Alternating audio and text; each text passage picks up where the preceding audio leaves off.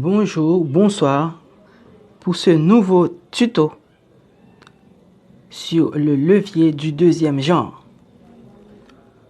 Donc, nous avons déjà commencé avec le cours. Nous avons déjà vu le levier du troisième genre et le levier du premier genre. Maintenant, nous allons continuer avec le levier du deuxième genre et le levier du troisième genre. Pour le levier du deuxième genre, on dit c'est un levier où le point d'application B de la résistance est situé entre le point d'appui C et le point d'application de la A de la puissance. Voilà, nous avons comme exemple une brouette où l'on a le point d'application A, d'où l'on tient la brouette pour la soulever. C'est là qu'on agit. Et on maintient une force donc sur le poignet pour soulever la brouette. Donc la brouette contient une charge. On désigne la charge par la lettre R et le point d'application sur l'axe de la roue. Donc on appelle longeron la longueur du poignet de la brouette. Donc on dit que la brouette fait partie du levier du deuxième genre. Donc la condition d'équilibre du levier du deuxième genre, c'est la force à multiplier par le bras de levier CA. Le point C se trouve sur l'axe.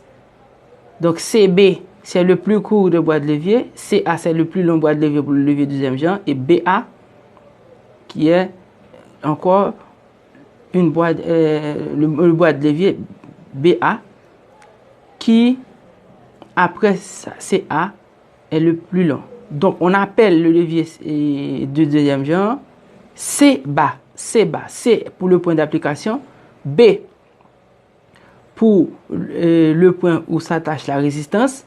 A pour le point où s'attache la puissance. Donc, la condition d'équilibre du levier du deuxième genre, c'est force multipliée par bras de levier CA égale à résistance multipliée par bras de levier CB. Donc, le levier du deuxième genre a pour le schéma simplifié, le schéma suivant. Donc, la force qui est opposée à la résistance, mais ça forme deux forces parallèles et l'interappui se place du côté de la force de la résistance. Donc, ça, c'est pour le levier du deuxième genre. Et le levier du deuxième genre, on l'appelle aussi interrésistance. C'est un levier qu'on appelle interrésistance. Pourquoi? C'est parce que le point d'appui, encore la résistance, se trouve entre le point d'appui C et la puissance. On appelle le levier du deuxième genre interrésistant parce que la résistance se trouve entre le point d'appui et la puissance. Avec le levier du deuxième genre, on gagne aussi en force, comme le levier du premier genre, mais on perd en déplacement. C'est-à-dire, pour le levier du deuxième genre, on dépense moins de force. Or, c'est la raison d'être des machines simples.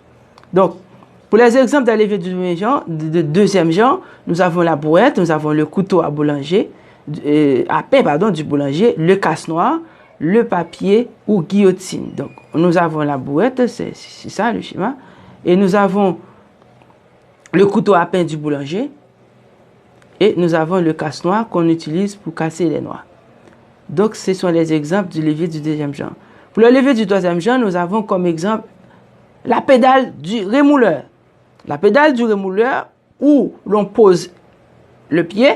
Donc, pour exercer une grande force qui est la puissance et la résistance est la force qui est la plus petite et la résistance est opposée par rapport à la puissance. Mais ces deux forces sont parallèles. Le plus long bras de levier pour le levier du deuxième genre, c'est CB. Alors que pour le plus long bras de levier pour le levier du deuxième genre, c'est CA et CB pour le levier du deuxième genre. Donc, on appelle le levier du deuxième genre, on peut l'appeler C. Pour le deuxième genre, c'est C bas. Mais le troisième genre, c'est cab. Cab, parce que la puissance se trouve entre la résistance et le point d'appui. Donc, dans le levier du troisième genre, le point d'application A de la puissance est situé entre le point d'appui C et le point d'application B de la résistance. La condition d'équilibre, c'est la même chose, c'est la force à multiplier par le bras de levier CA égale la résistance multipliée par CB. Donc, voilà le schéma du levier du troisième genre. La puissance, la résistance, c'est la force qui est la plus petite. Donc, c'est quand la personne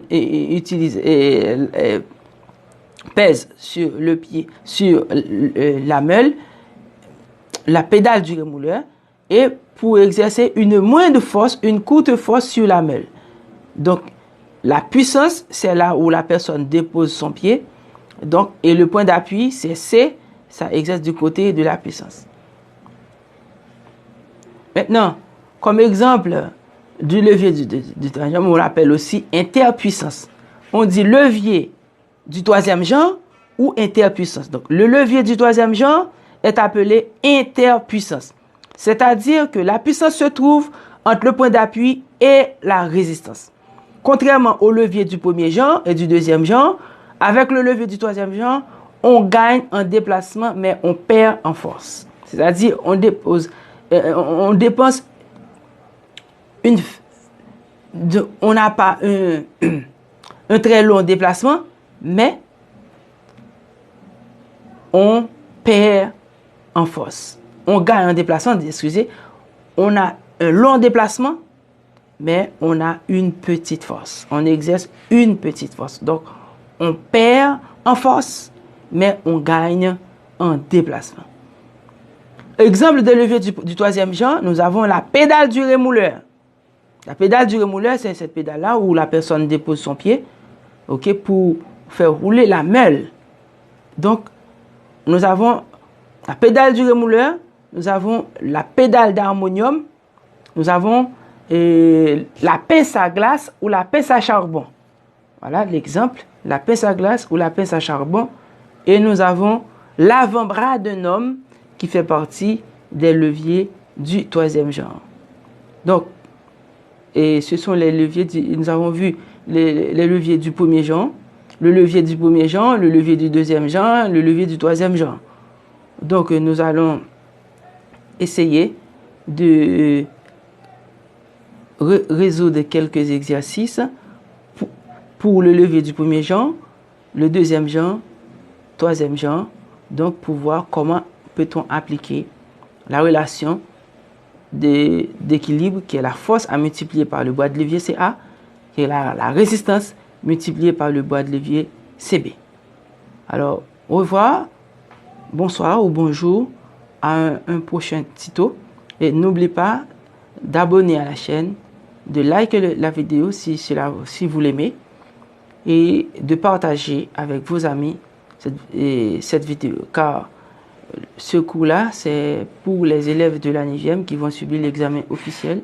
Donc, c'est très important. Donc, j'attends les critiques dans les commentaires. Dites ce que vous aimez et ce que vous n'aimez pas, afin que je puisse faire de mieux. Alors, au revoir, à un prochain tuto.